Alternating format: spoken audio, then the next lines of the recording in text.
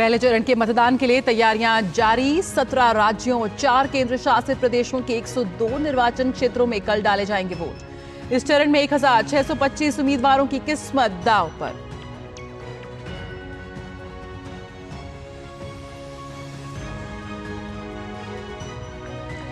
दूसरे चरण के लिए चुनाव प्रचार में पकड़ी रफ्तार। केंद्रीय गृह मंत्री अमित शाह आज गुजरात के गांधीनगर और अहमदाबाद में करेंगे रोड शो। वहीं भाजपा के राष्ट्रीय अध्यक्ष जेपी नड्डा असम के कोकराझार में करेंगे चुनावी सभाएं।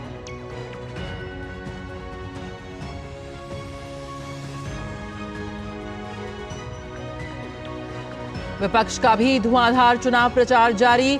कांग्रेस नेता राहुल गांधी आज केरल के कन्नूर, पलक्कड़ और कोटायम में करेंगे चुनाव प्रचार।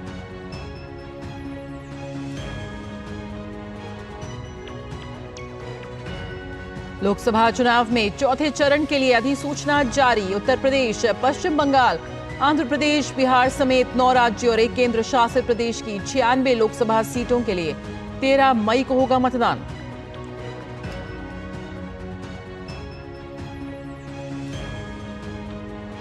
हिजबुल्लाह ने उत्तरी इजराइल पर मिसाइलें और ड्रोन दागे। 14 इजरायली सैनिक घायल। इजरायली वायुसेना के लड़ाकू विमानों ने पूर्वी लेबनान के बालबेक में हिजबुल्लाह के बुनियादी ढांचे पर हमला किया।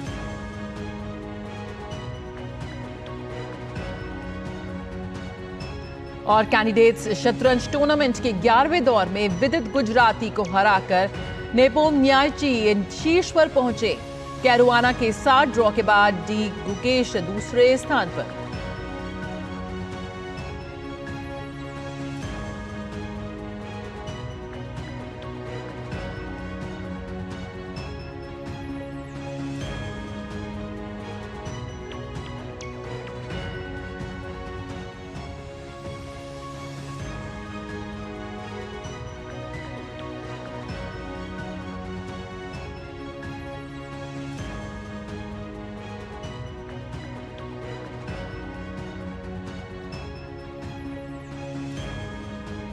नमस्कार, मैं हूं जया सिन्हा और समाचारों में आप सभी का बहुत बहुत स्वागत है। शुरुआत करेंगे खबरों की। सबसे पहले बात करते हैं 24 की चुनौती की।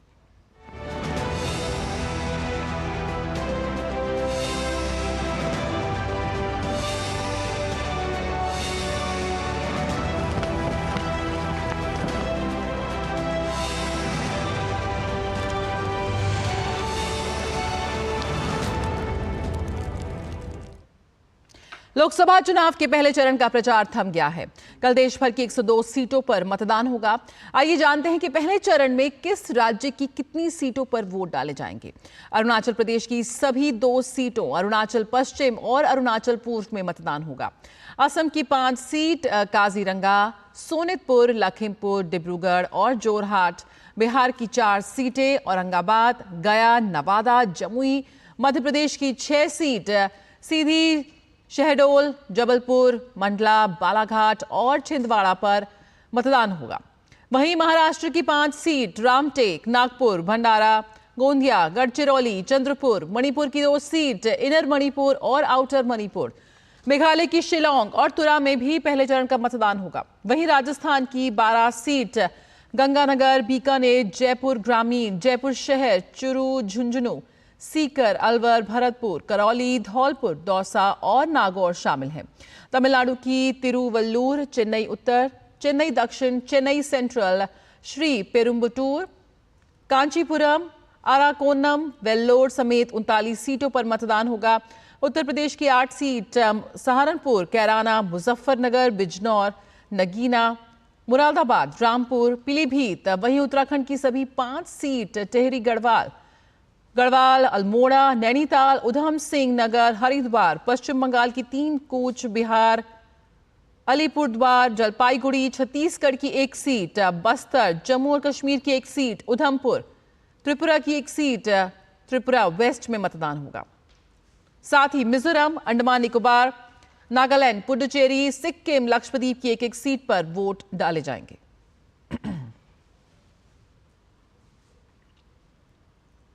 और उत्तर प्रदेश में पहले चरण में यानी कल कुल 8 सीटों पर मतदान होगा। पहले चरण में कुल 1,43,00,000 मतदाता अपने मताधिकार का प्रयोग करेंगे। इनमें 76,23,000 पुरुष वोटर, 67,14,000 महिला वोटर शामिल हैं, जबकि थर्ड जेंडर के भी 824 वोटर हैं। पहले चरण के लिए 7,693 मतदान केंद्र और 14,842 मतदान स्थल बनाए गए हैं।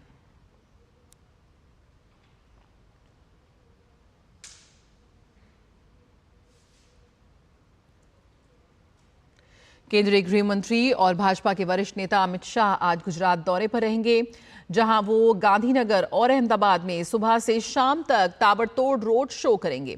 अमित शाह अपने चुनावी कार्यक्रम की शुरुआत सुबह 9 बजे अहमदाबाद के एपीएमसी सर्कल से नल सरोवर चौक साणंद के बीच एक रोड शो से करेंगे, जिसके बाद वे सुबह 9:15 बजे गांधीनगर में भी जेपी गेट से टावर चौक कलोल तक रोड शो करेंगे। शाम 4 बजे अहमदाबाद के सरदार पटेल चौक से केके नगर तक और वलीनाथ चौक से जीवन राज पार्क 4 रास्ता तक रोड शो करेंगे। रात 8 बजे वे जलपुर अहमदाबाद में रोड शो के बाद एक चुनावी जनसभा को संबोधित भी करेंगे। अमित शाह गांधीनगर से मौजूदा सांसद हैं और इस बार भी वो इसी सीट से मैदान में हैं।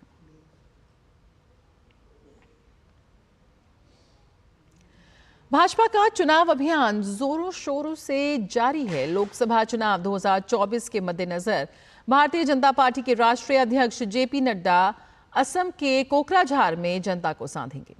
नड्डा यहां एक प्रेस वार्ता भी करेंगे, साथ ही वो कोकराझार में एक चुनावी रैली को भी संबोधित करेंगे। बीजेपी के पक्ष में जीत का माहौल बनाएंगे।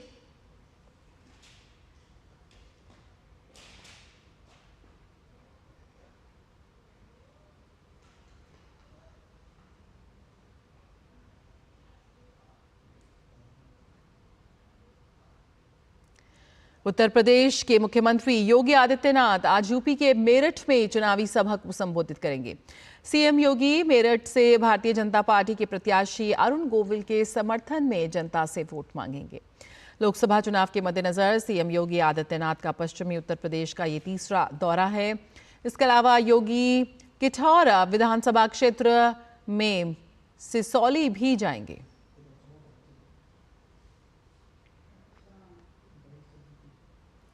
लोकसभा चुनाव के मद्देनजर कांग्रेस नेता राहुल गांधी आज केरल में चुनाव प्रचार करेंगे। केरल के कन्नूर, पलक्कड़ और कोटायम में राहुल गांधी 3 चुनावी रैलियां करेंगे। राहुल गांधी केरल के कन्नूर में जनसभा को संबोधित करेंगे, वहीं पलक्कड़ में भी रैली को संबोधित करेंगे। इसके साथ ही कोटायम में चुनावी रैली करेंगे। कोटायम से यूडीएफ गठबंधन के सहयोगी दल केरल कांग्रेस जे के प्रत्याशी के फ्रांसिस जॉर्ज प्रत्याशी हैं, जिनके समर्थन में राहुल गांधी कोट्टायम में चुनावी रैली करेंगे।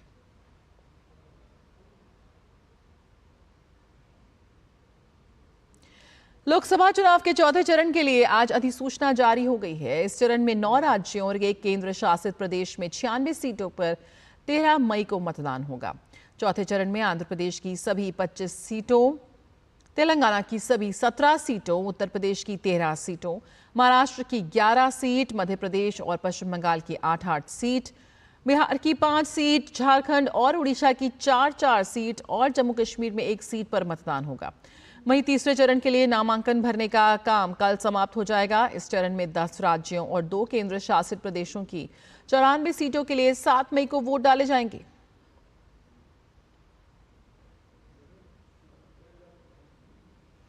आंध्र प्रदेश की 175 सीटों वाली विधानसभा और उड़ीसा की विधानसभा की 28 सीटों पर पहले चरण के मतदान के लिए भी आज अधिसूचना जारी की जाएगी। आंध्र प्रदेश में एक ही चरण में विधानसभा चुनाव होने हैं।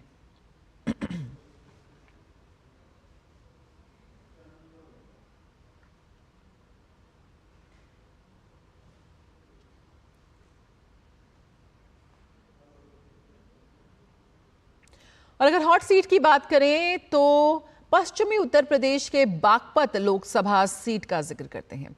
आपको बता दें कि ये सीट जब से अस्तित्व में आई है तब से लेकर अब तक सिर्फ एक बार गैर जाट यहां से सांसद बना है।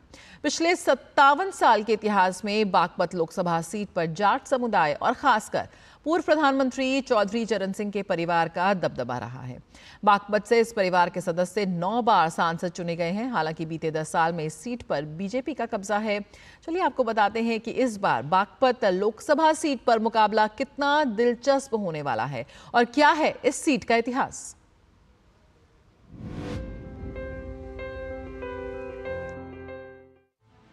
देश के पूर्व प्रधानमंत्री और किसानों के मसीहा भारत रत्न चौधरी चरण सिंह की कर्म भूमि रही बागपत लोकसभा सीट पर दिलचस्प मुकाबला देखने को मिल रहा है। 2014 और 2019 में भाजपा के खाते में जाने वाली इस सीट पर इस बार नए समीकरण बने हैं। पिछले 2 चुनाव में एक दूसरे को टक्कर देने वाली भाजपा और आरएलडी साथ आ गए हैं। आरएलडी उम्मीदवार डॉक्टर राजकुमार सांगवान एनडीए की तरफ से चुनाव मैदान में हैं। आप अपनी जनता से क्या वायदा कर रहे हैं और क्या लोकसभा पहुंचने के बाद इसी तरीके से जनता के बीच में आप रहेंगे? मैं तो 45 वर्षों से हूँ इनके बीच में ही। ये तो चुनाव का तो मुझे अवसर मिल रहा है। मैं तो 45 वर्षों से ऐसी सेवा कर रहा हूँ। रात और दिन में तो सेवा में रहता हूँ। है जब आप लोकसभा पहुंचेंगे तो किसानों के मुद्दे क्या लोकसभा के अंदर उठेंगे? ये तो सरकार ही देखिएगा। मैं फिर कह रहा हूँ कि भारत सरकार ने देश के यशस्वी प्रधानमंत्री माननीय नरेंद्र मोदी जी ने जो चौधरी चरण सिंह जी को भारत रत्न दिया है। जो चौधरी चरण सिंह जी कहा करते थे, देश की खुशहाली का रास्ता खेत और खलिहान से होकर गुजरता है। इस वाक्य सूत्र को अगर धरातल पर उतारने का काम किया है तो नरेंद्र मोदी जी ने किया है। ये सरकार किसानों के लिए खुद चिंतित है। अब राष्ट्रीय लोकदल के मुखिया चौधरी जैन जी वो भी सरकार के साथ हो गए, एनडीए के साथ हो गए। तो जो किसानों के मुद्दे सरकार के साथ बैठ के ही वो सुलझाए जाएंगे और वो हल होंगे। बागपत लोकसभा सीट के तहत 5 विधानसभा सीटें आती हैं। इनमें मेरठ जिले की सिवाल खास और गाजियाबाद जिले की मोदीनगर विधानसभा सीट और बागपत जिले की 3 विधानसभा सीटें बड़ौद, बागपत और छपरौली शामिल हैं। 2022 के विधानसभा चुनाव में इनमें से 2 सीटों पर आरएलडी और 3 सीटों पर बीजेपी को जीत मिली थी। बागपत लोकसभा सीट पर भी अब तक बीएसपी और सपा को एक बार भी जीत नहीं मिली है। हालांकि इस बार सपा और बसपा आरएलडी को कड़ी चुनौती पेश कर रहे हैं। इंडी गठबंधन की तरफ से सपा ने पंडित अमरपाल शर्मा को मैदान में उतारा है। वहीं बीएसपी ने प्रवीण बैंसला को उम्मीदवार बनाकर मुकाबले को दिलचस्प बना दिया है। बागपत का एक बड़ा दुर्भाग्य रहा। यहाँ किसी की भी सरकार रही, किसी का भी सांसद रहा, लेकिन बागपत का वो विकास हो नहीं पाया जो एक नया जिला बनने के बाद होना चाहिए। अगर आप यहाँ से जीत कर जाते हैं लोकसभा तो आपकी सबसे बड़ी पहली प्राथमिकताएं क्या होंगी? देखिए, पहली बात तो मुझे जनता पे भरोसा है। हम यहाँ से चुनाव जीत रहे हैं। दुर्भाग्य की बात आपने जो कही, इसमें कोई दो राय नहीं है कि यहाँ दुर्भाग्य हमारा है कि आज तक जिनको भी हमने जिताया उन्होंने कभी जनता की तरफ मुख नहीं किया। हम यहाँ से जनता हमें आशीर्वाद देके भेजेगी। हमारा सबसे पहला मुद्दा है कि यहाँ युवाओं के लिए सबसे पहले शिक्षित बनाने के लिए यहाँ पे शिक्षा के जो अभाव है उनको पूरा किया जाए। बागपत लोकसभा सीट 1967 में अस्तित्व में आई। गन्ने और गुड़ की मिठास से भरे इस क्षेत्र से पूर्व प्रधानमंत्री चौधरी चरण सिंह के परिवार के सदस्य 9 बार सांसद चुने गए। चौधरी चरण सिंह इस सीट से 3 बार सांसद बने, जबकि उनके बेटे चौधरी अजीत सिंह 6 बार सांसद चुने गए। हालांकि 2014 और 19 के चुनाव में भाजपा ने इस सीट पर जीत हासिल की। एनडीए सरकार ने दशकों से चौधरी चरण सिंह को भारत रत्न देने की मांग को पूरा कर दिया, जिसके बाद आरएलडी एनडीए में शामिल हो गई और यहाँ के राजनीतिक समीकरण बदल गए हैं। कुल मिलाकर क्या कुछ रहेगा 4 जून को नतीजा, ये तो देखने वाली बात होगी। लेकिन फिलहाल चुनावी दंगल जारी है। अपने कैमरामैन सौरभ शुक्ला के साथ अनुज यादव, डीडी न्यूज, बागपत।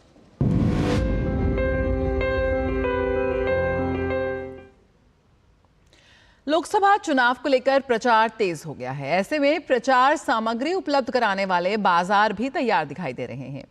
बाजारों में चुनावी प्रचार प्रसार सामग्री की डिमांड बढ़ गई है और इस बार बाजारों में इको फ्रेंडली झंडे भी देखे जा सकते हैं। और क्या खास है इस बार, इसका दिल्ली के सदर बाजार में जायजा लिया संवाददाता गिरीश निशाना ने।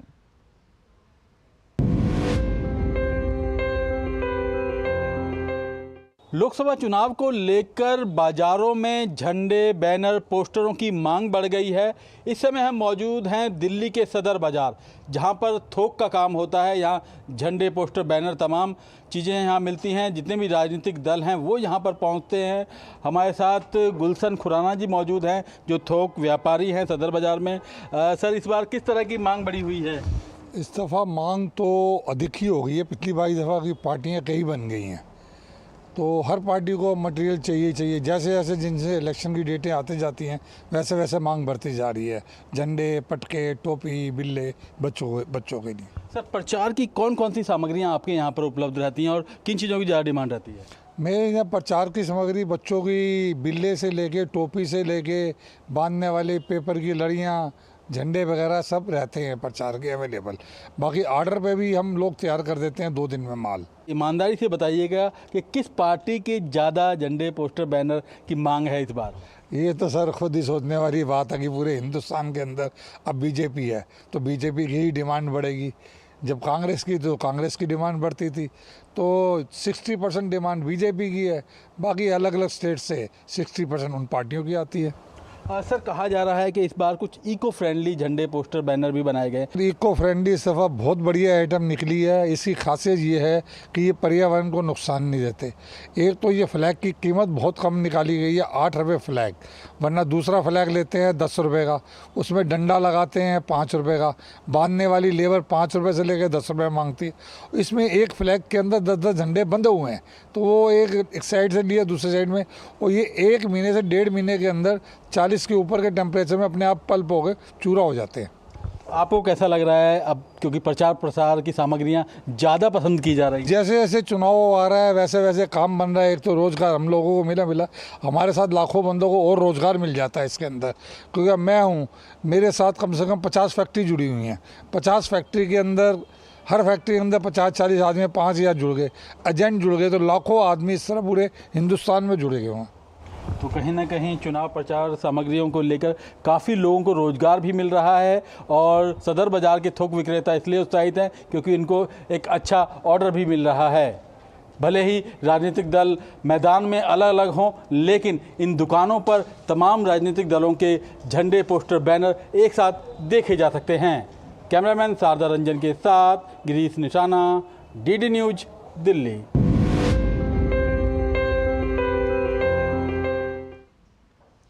और आइए आपको बताते हैं लोकसभा चुनाव से जुड़े कुछ रोचक तथ्य।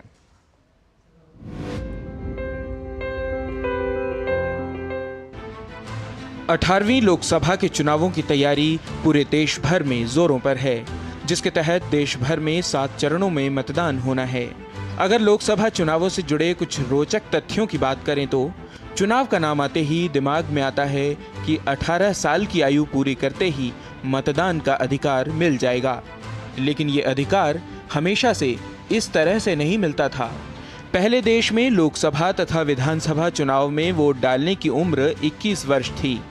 1989 में भारतीय संविधान के 61वें संशोधन द्वारा लोकसभा और विधानसभाओं में मतदान के लिए आयु 21 से घटाकर 18 वर्ष की गई थी। संविधान में हुए संशोधन के बाद 1991 के लोकसभा चुनाव में पहली बार 18 साल की उम्र के युवाओं ने मतदान किया था। जनवरी 2024 में प्रकाशित हुई अंतिम मतदाता सूची के अनुसार देश में 1.84 करोड़ से अधिक मतदाता 18 से 19 वर्ष आयु वर्ग के हैं, जो कुल मतदाताओं का 1.89% हैं। जनादेश desk, DD news.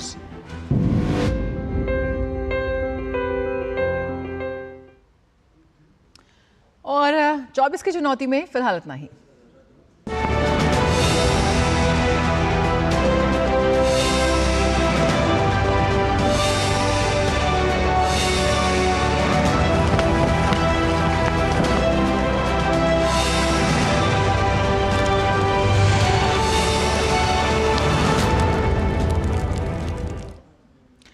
Jammu Kashmir के अनंतनाग जिले में कल शाम एक आतंकी हमला हुआ, जिसमें आतंकवादियों ने बिहार के रहने वाले एक व्यक्ति राजा शाह की गोली मारकर हत्या कर दी।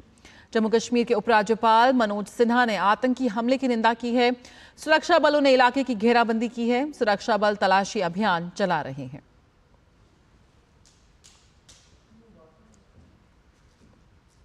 अंतर्राष्ट्रीय खबरों का रुख करें। बात करें इजराइल की, तो इजराइल पर ईरान के हमले के मद्देनजर यूरोपीय संघ ने ईरान पर नए प्रतिबंध लगाने का फैसला किया है। दरअसल ईरान ने इजराइल पर हमले के लिए अलग अलग तरह के मिसाइल और ड्रोन का इस्तेमाल किया था। मिडिल ईस्ट में होने वाले संघर्ष को रोकने के लिए यूरोपीय संघ ने यह निर्णय लिया है। यूरोपीय परिषद के अध्यक्ष चार्ल्स मिशेल ने बताया कि यूरोपीय संघ ईरान को अलग थलग करना चाहता है और शांति प्रक्रिया की दिशा में आगे बढ़ने के लिए क्षेत्र के अन्य देशों के साथ जुड़ना चाहता है। संयुक्त राष्ट्र प्रमुख एंटोनियो गुटेरेस ने जॉर्डन के उप प्रधानमंत्री और विदेशी मामलों और प्रवासी मामलों के मंत्री आयमान सफादी से मुलाकात की। साथ ही एंटोनियो गुटेरेस ने पोलैंड के राष्ट्रपति आंद्रेज डूडा से भी मुलाकात की। इसके अतिरिक्त गुटेरेस ने भूमध्य सागरीय संसदीय सभा के प्रतिनिधिमंडल के साथ बातचीत भी की।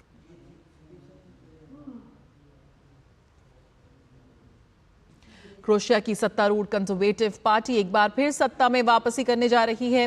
पार्टी ने सबसे ज्यादा 60 सीटों पर जीत हासिल की थी। 90% से अधिक मतदान केंद्रों के परिणामों के अनुसार आंद्रेज प्लेकोविक की क्रोएशियाई डेमोक्रेटिक यूनियन ने 151 सदस्यीय सीटों वाली विधानसभा में 60 सीटें जीती। हालांकि 2020 के मतदान में पार्टी ने 66 सीटें जीती थी। इस चुनाव में विपक्षी दल सोशल डेमोक्रेट्स ने 42 सीटें जीती हैं। बात करें खेल जगत की तो कैंडिडेट्स शतरंज टूर्नामेंट के 11वें दौर में भारत के विदित गुजराती को इयन नेपोमनियाची के खिलाफ हार का सामना करना पड़ा। इस जीत के साथ नेपोमनियाची प्रतियोगिता में शीर्ष पर पहुंच गए हैं।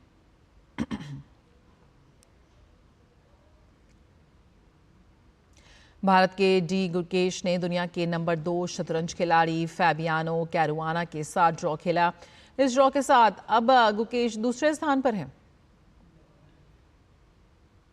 भारत के आर प्रज्ञानंदा को 11वें दौर में हार का सामना करना पड़ा। प्रज्ञानंदा को दुनिया के नंबर 3 शतरंज खिलाड़ी हिकारू नाकामुरा ने शिकस्त दी। महिला वर्ग में भारत की आर वैशाली ने लगातार दूसरी जीत दर्ज की। वैशाली ने अलेक्जेंड्रा गोरियाचकीना को मात दी। भारत की कुनेरू हम्पी ने भी जीत दर्ज करने में कामयाबी हासिल की। हम्पी ने सालिमोवा को हराया।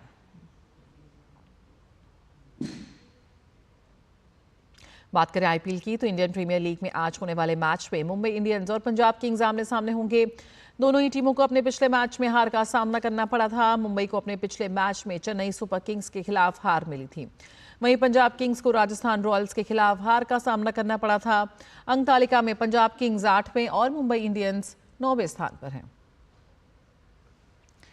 इंडियन प्रीमियर लीग में कल खेले गए मैच में दिल्ली कैपिटल्स ने गुजरात टाइटंस को 6 विकेट से हरा दिया। गुजरात की टीम पहले बल्लेबाजी करते हुए सिर्फ 89 रन ही बना सकी। जवाब में दिल्ली की टीम ने 8.5 ओवर में ही इस लक्ष्य को आसानी से हासिल कर लिया। इसी के साथ समाचारों में फिलहाल इतना ही। मुझे दीजिए इजाजत। नमस्कार।